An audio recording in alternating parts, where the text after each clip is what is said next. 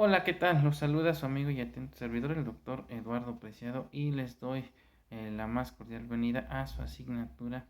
que lleva por nombre Clínica de Amparo. Durante la primera sesión estuvimos analizando términos generales, en qué consiste el término demanda, cuáles son los requisitos que debe contener una demanda de amparo indirecto, observando para tal efecto lo dispuesto por el artículo 108 de la Ley de Amparo. Asimismo, analizamos qué documentos deben adjuntarse al escrito inicial de la demanda de amparo. De la misma forma, estuvimos analizando los diferentes tipos de autos que pudieran recaer al escrito inicial de demanda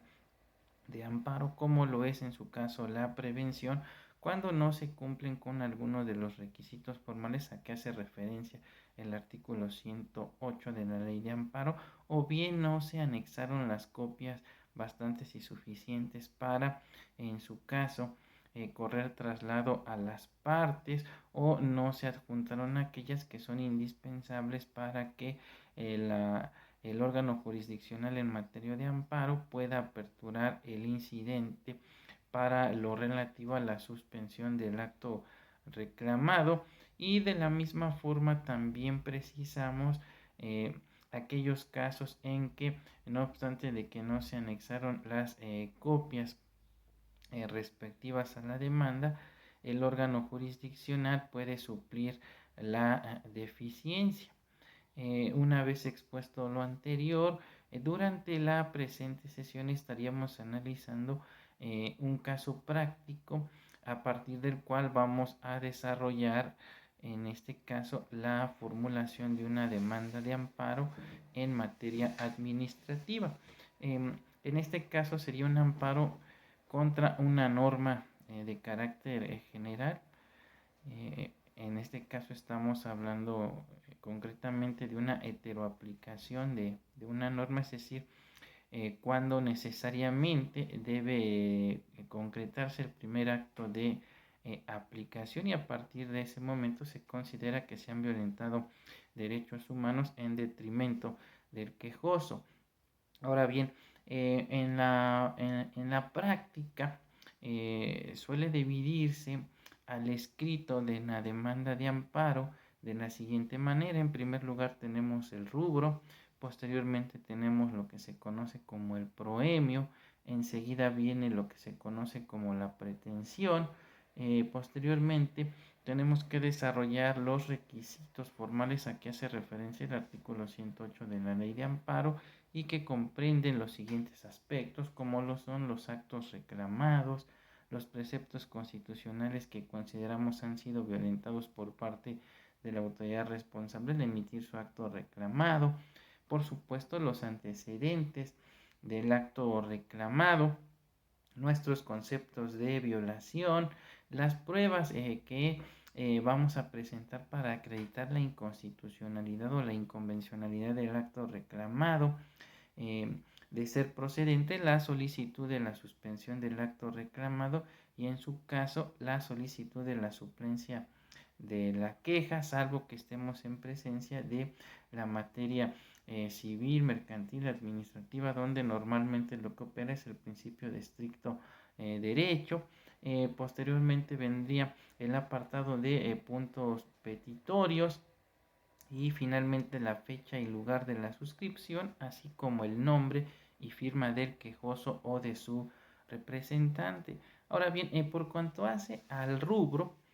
del escrito inicial de la demanda de amparo, este se encuentra normalmente en la parte superior derecha de nuestro escrito, y en este apartado obran los datos de identificación de las partes, así como el tipo de juicio, es decir, el nombre del quejoso, agraviado o impetrante, el nombre de la autoridad responsable, el tipo de amparo que se promueve, es decir, si se trata de amparo directo o indirecto, así como la materia. Podría agregarse también el asunto de que se trate, desde luego, si se trata del escrito inicial, o ya estamos hablando de una promoción posterior, como pudiera ser el ofrecimiento de pruebas o aquel mediante el cual se desahoga un requerimiento, entre otros. Y en caso de que se conozca el número de juicio, pues deberá indicarse. Claro, en este caso estamos hablando ya de una promoción posterior al escrito inicial de demanda. Esta información, como lo comentamos, se coloca en la parte superior del escrito y debajo de lo anterior, pero del lado izquierdo, debe indicarse el nombre de la autoridad ante quien se promueve. Una vez aclarado lo anterior, veamos entonces cómo desarrollaríamos en este caso el rubro de nuestro escrito inicial de demanda. El quejoso obviamente sería la empresa de seguridad privada que resulta afectada en sus derechos humanos por parte de la autoridad responsable. En este caso sería la empresa que lleva por nombre Seguridad Privada X SADCB. La autoridad responsable sería en primer lugar el jefe de gobierno de la Ciudad de México, así como el secretario de Seguridad Ciudadana del gobierno de la Ciudad de México, la Dirección General de Seguridad Privada y Colaboración Interinstitucional, así como la jefatura de la Unidad Departamental de Sanciones a Empresas de Seguridad Privada de la Secretaría de Seguridad Ciudadana de la Ciudad de México. En el caso de los que son mis alumnos, cuentan ya con sus materiales por escrito donde pueden tener acceso al formulario mediante el cual desarrollamos este ejemplo práctico. Para aquellos que no son mis alumnos también y, y que me siguen en mis diversas redes, también podrán encontrar el formulario al que hacemos referencia en mi Facebook personal, así como en mi grupo de estudio que lleva por nombre Dr. Eduardo Preciado, donde podrán tener acceso al mismo. Se señala también aquí en este apartado, como mencionábamos, el tipo de amparo que promovemos. En este caso se trata de un amparo indirecto en materia administrativa contra normas generales de carácter heteroaplicativo, es decir, como lo mencionamos, aquellas que son de aplicación condicionada, es decir, para que podamos promover el amparo se requiere del primer acto de aplicación y a partir de ese momento entonces estamos facultados para promover el amparo indirecto en términos de lo dispuesto por el artículo 107, fracción primera de la ley de amparo. Y mencionábamos también que del lado inferior, pero en la parte izquierda debe señalarse la autoridad a quien se dirige el escrito, es decir, aquella que es competente para conocer del asunto y de acuerdo a lo que precisa la ley orgánica del Poder Judicial de la Federación, sería en este caso un juez de distrito en materia administrativa, en este caso en la Ciudad de México. Entonces quedaría de la siguiente manera: juez del distrito en materia administrativa en la Ciudad de México en turno presente, 2 puntos, y enseguida tendríamos que desarrollar lo que se conoce como el proemio.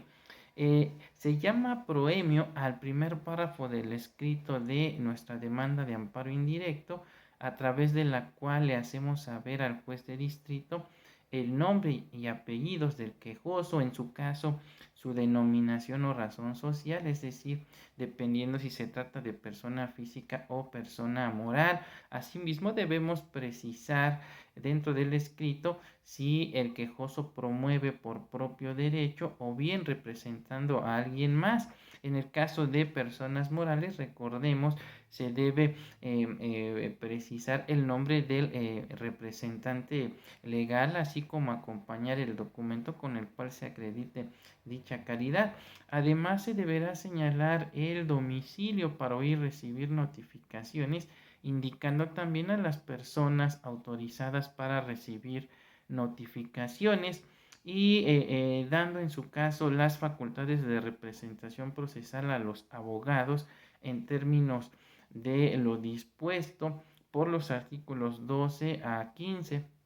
así como 24 a 27 de la ley de amparo.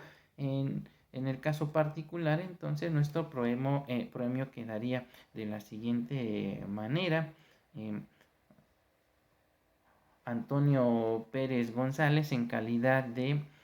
representante legal de la empresa Seguridad Privada X SADCB, según consta en la copia de la escritura pública número tal, levantada ante el notario número tal del entonces Distrito Federal y ahora Ciudad de México, instrumento notarial que me sirvo anexar a la presente demanda para que surta efectos legales correspondientes y señalando como domicilio para oír recibir toda clase de notificaciones, aun las de carácter personal, el inmueble ubicado en la calle D, número tal, de la colonia tal, en X alcaldía de la Ciudad de México, y autorizando para oírlas y recibirlas en mi nombre, así como recoger toda clase de documentos en términos de lo dispuesto por el artículo 12, párrafo segundo y 27 de la Ley de Amparo al licenciado en Derecho, fulano de tal, con número de cédula profesional tal, expedida a su favor por la Dirección General de Profesiones de la Secretaría de Educación Pública,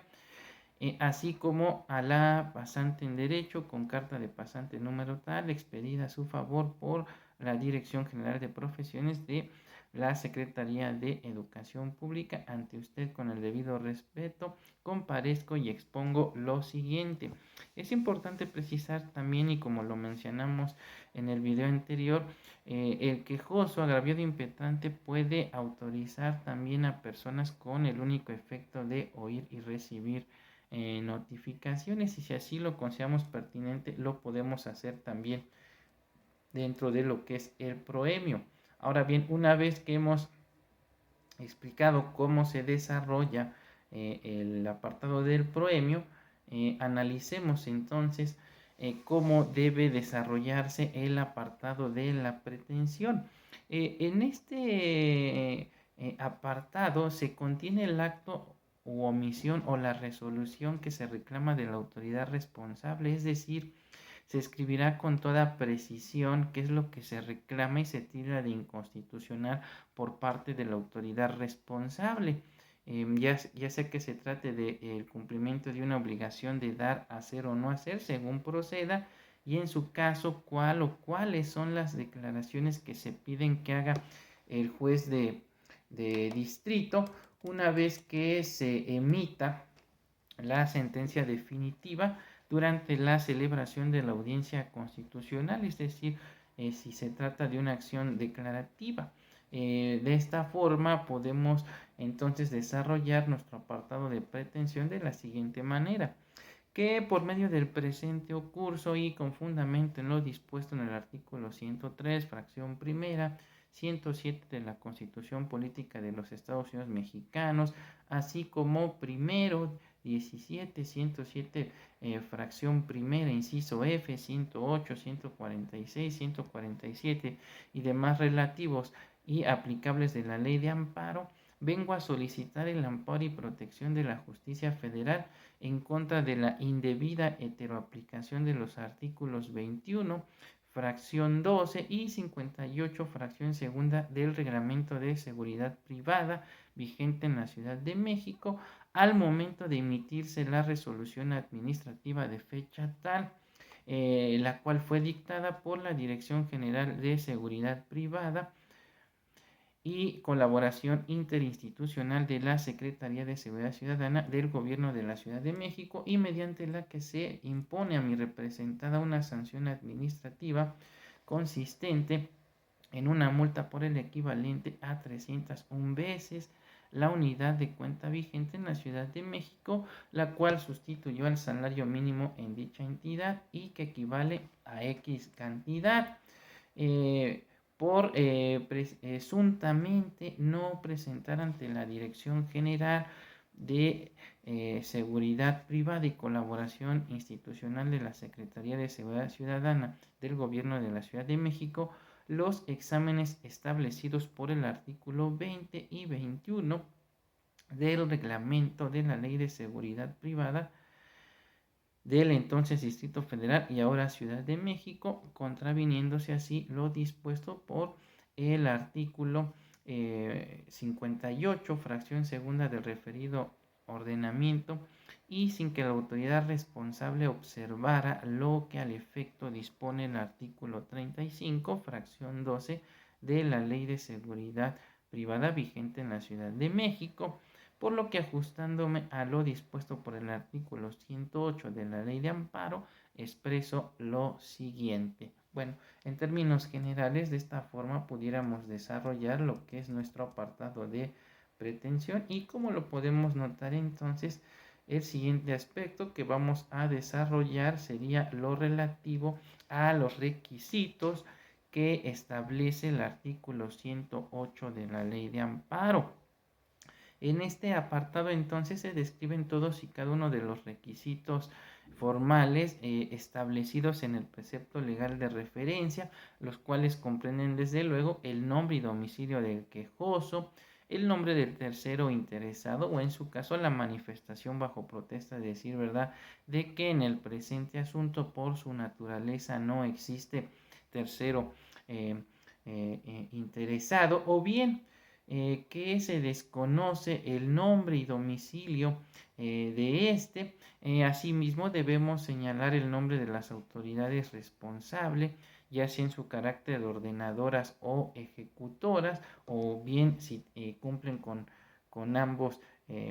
requisitos. En su caso, su domicilio, los actos que se reclamen de todas y cada una de las autoridades responsables, y por supuesto la leyenda bajo protesta de decir verdad en relación a los hechos o abstenciones que constituyan los antecedentes del acto reclamado. Por supuesto, los preceptos constitucionales que consideramos han sido violentados por la autoridad responsable, así como nuestros conceptos de violación. De esta forma, entonces, el desarrollo de los requisitos del artículo 108 de la Ley de Amparo en el caso concreto quedarían de la siguiente manera. Nombre y domicilio del quejoso, seguridad privada X, SADCB, por conducto de su representante legal, fulano de tal, con domicilio tal. Tercero interesado, en este caso vamos a manifestar bajo protesta de decir verdad que en el presente asunto, dada su naturaleza, no existe un tercero perjudicado. Ahora bien, viene el apartado de autoridades responsables, donde debemos precisar si se trata de autoridad ordenadora o ejecutora. Y en este caso vamos a señalar en su carácter de autoridad ordenadora y ejecutora al jefe de gobierno del entonces Distrito Federal y ahora Ciudad de México, con domicilio en Plaza de la Constitución sin número, primer piso de la Colonia Centro, en la alcaldía Cuauhtémoc de la Ciudad de México, con código postal 06000.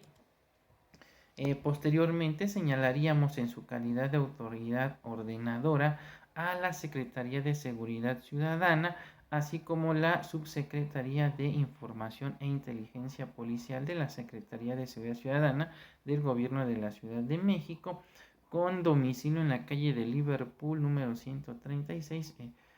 cuarto piso, en la Colonia Juárez de la Alcaldía Cuauhtémoc en la Ciudad de México, con código postal 06010. Enseguida mencionaríamos también en su calidad de autoridades ejecutoras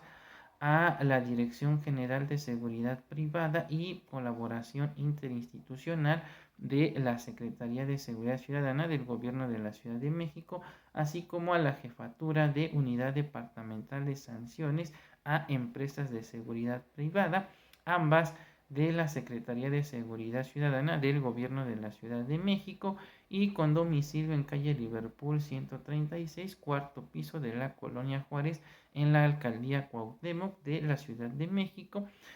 código postal 06010. Enseguida vamos a precisar los actos reclamados, en este caso del jefe de gobierno del Distrito Federal y ahora Ciudad de México, se reclamaría la expedición y publicación del reglamento de la Ley de Seguridad Privada del entonces Distrito Federal y ahora Ciudad de México. Ahora bien, de la Secretaría de Seguridad Ciudadana de la Ciudad de México, así como de la Secretaría de Información e Inteligencia Policial de la referida Secretaría, se reclamaría la orden de visita con número de folio tal en contra de la empresa de seguridad privada XSADCB mediante oficio tal para practicarse en el domicilio que proporcionó en este caso la empresa bajo protesta de decir verdad durante el procedimiento mediante el cual obtuvo el permiso para prestar servicios de seguridad privada y que de acuerdo al registro de seguridad privada se encuentra ubicado en tal lugar. Bien, ahora de la Dirección General de Seguridad Privada y Colaboración Interinstitucional de la Secretaría de Seguridad Ciudadana de la Ciudad de México, así como de la Jefatura de Unidad Departamental de Sanciones a Empresas de Seguridad Privada de la referida Secretaría, vamos a reclamar la práctica de la visita ordinaria número tal realizada en el domicilio de la empresa denominada Seguridad Privada XSADCB con